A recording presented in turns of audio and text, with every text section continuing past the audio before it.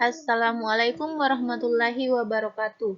Baiklah, kami dari kelompok 4 akan memaparkan materi tentang kemiskinan, pertumbuhan, dan pemerataan pembangunan ekonomi, yang anggotanya terdiri dari Siti Saleha dengan Sunarti. Pembahasan pertama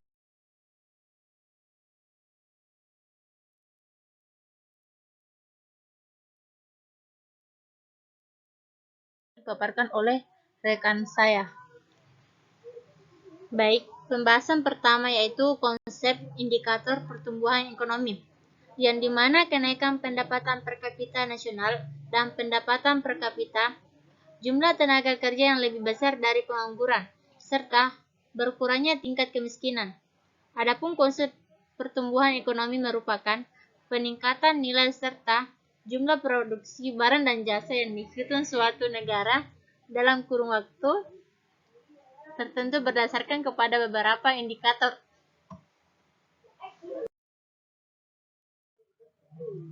Adapun indikator pertumbuhan ekonomi yaitu pertama, naiknya pendapatan nasional, di mana pendapatan nasional ini adalah jumlah pendapatan dari seluruh rumah tangga keluarga di suatu negara dalam periode tertentu yang biasanya 1 tahun.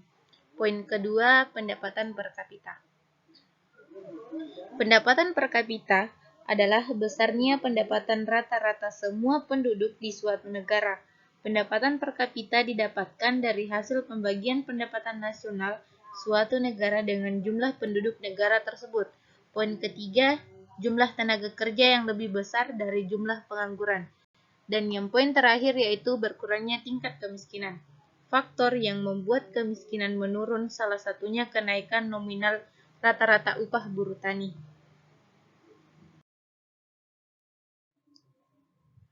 Pembahasan kedua yaitu konsep indikator penyebab dan dampak kemiskinan. Indikator kemiskinan yaitu meliputi 1. Kepemilikan tanah dan modal terbatas. Dalam hubungan dengan pemilikan tanah, ini di dalam UUPA diartikan penguasaan atas tanah yang didasarkan pada suatu hak dengan status hak milik. Maka pasal 20 UUPA ditentukan bahwa hak milik menurut UUPA adalah hak yang turun-temurun, terkuat dan terpenuh yang dapat dipunyai orang atas tanah dan modal adalah kumpulan dari uang atau barang yang digunakan untuk menjalankan suatu usaha yang stoknya terbatas.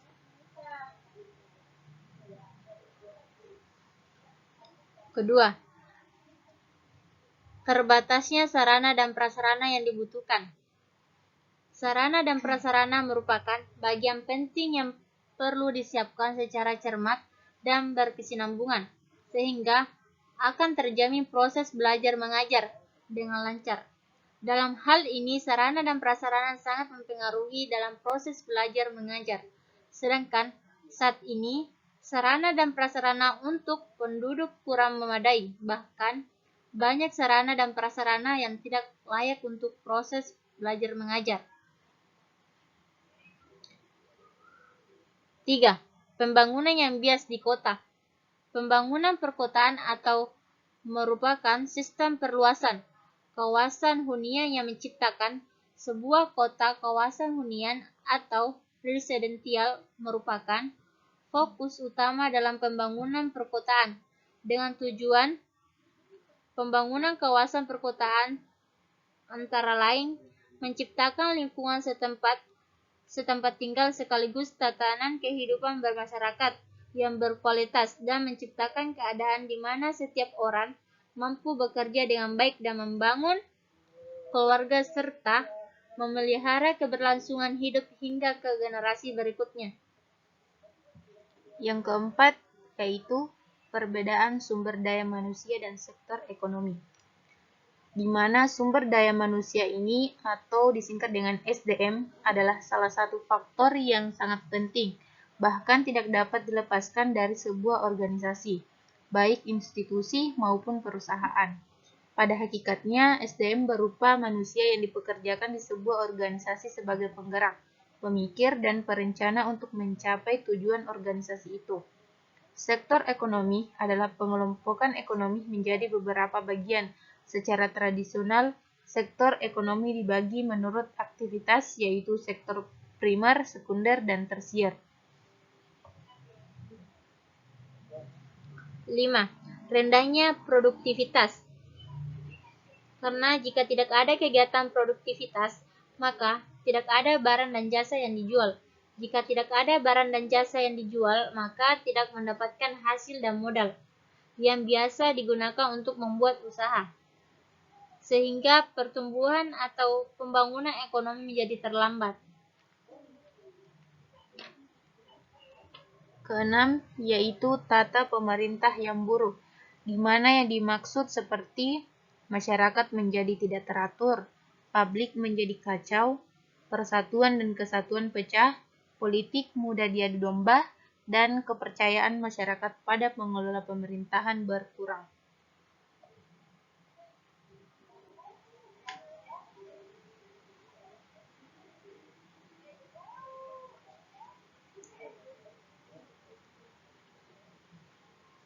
Tujuh, pengelolaan sumber daya alam yang berlebihan, yang dimana terjadinya bencana alam seperti banjir, tanah longsor, kebakaran hutan. Sumber daya alam yang tidak dapat diperbarui, seperti tambang dan minyak bumi akan segera habis jumlahnya. Rusaknya ekosistem asal sumber daya alam seperti hutan dan laut. Sumber mata air kering dan rusaknya ekosistem air. Indikator yang terakhir yaitu budaya hidup yang jelek, di mana budaya yang dimaksud yaitu pola hidup dengan tidak menjaga pola makan dan tidak pernah olahraga sekalipun, suka minum minuman beralkohol atau memabukkan, tidak merokok, mengutamakan kesabaran daripada amarah.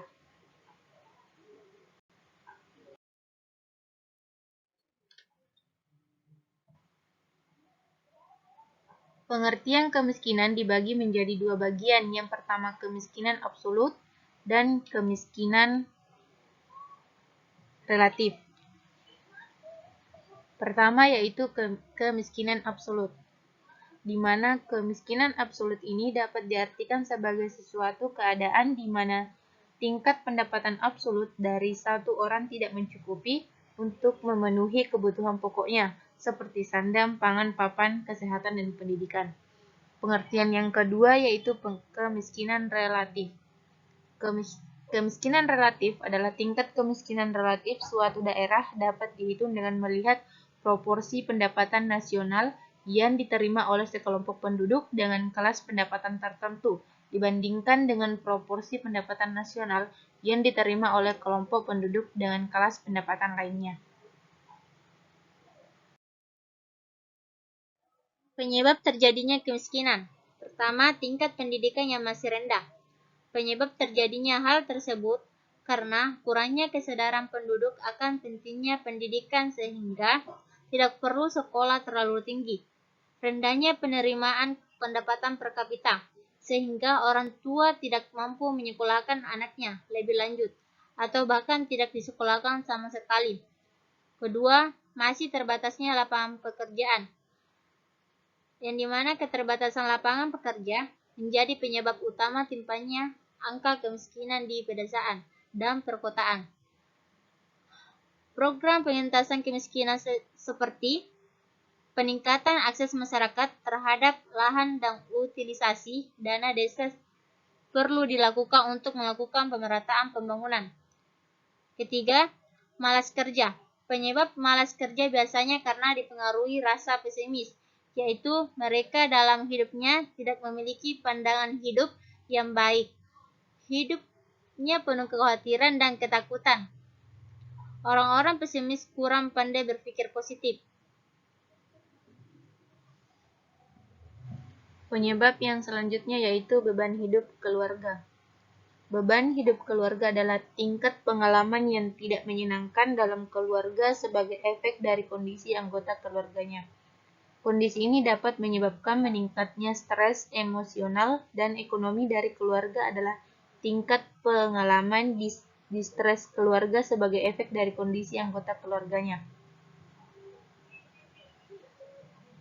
Penyebab yang terakhir yaitu keterbatasan sumber daya yang berupa alam maupun modal. Kelangkaan sumber daya dapat dipahami sebagai suatu kondisi di mana permintaan masyarakat melebihi jumlah pasokan yang tersedia. Hal ini akan menyebabkan penurunan sumber daya yang ada. Kondisi kelangkaan ini biasanya berkaitan dengan sumber daya yang tidak dapat diperbaharui, seperti minyak, logam mulia, dan helium.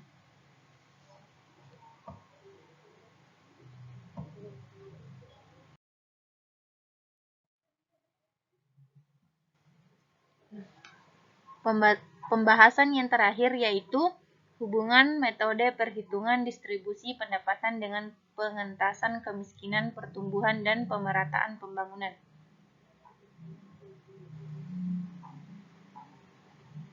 Hubungan antara ketimpangan distribusi pendapatan dan masalah kemiskinan adalah semakin besar ketimpangan distribusi pendapatan, maka semakin banyak penduduk yang hidup di bawah garis kemiskinan.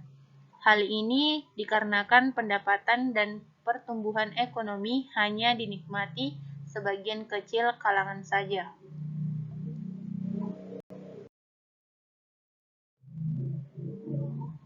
Demikianlah pemaparan materi dari kelompok kami. Apabila ada yang salah kata, mohon dimaafkan. Akhir kata, wassalamualaikum warahmatullahi wabarakatuh.